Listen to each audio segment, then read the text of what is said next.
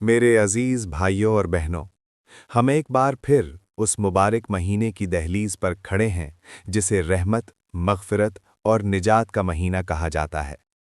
रमज़ान हमें ये पैगाम देता है कि दुनिया आर्ज़ी है और असल ज़िंदगी आखिरत की है। आज हम जिंदा हैं, सांस ले रहे हैं, रोज़े रख रहे हैं, मगर याद रखें, एक दिन ऐसा भी आएगा जब न सांस होगी, न वक्त होगा, न मोहलत होगी।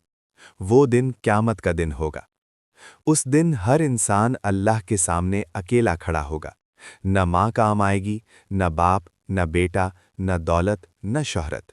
सिर्फ हमारे आमाल हमारे साथ होंगे। रमज़ान हमें क़यामत की तैयारी सिखाता है। रोज़ा हमें सब्र सिखाता है। नमाज हमें अल्लाह के करीब करती है। कुरान हमें सीधा रास्ता दिखाता है और तौबा हमें गुनाहों से पाक करती है। सोचें, अगर ये रमज़ान हमारी ज़िंदगी का आखिरी रमज़ान हो तो?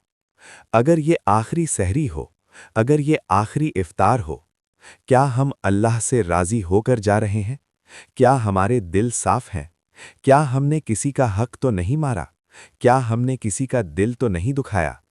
आज मौका है, अभी सांस बाकी है, अभी दरवाजे खुले हैं। अल्लाह की रहमत हमें पुकार रही है।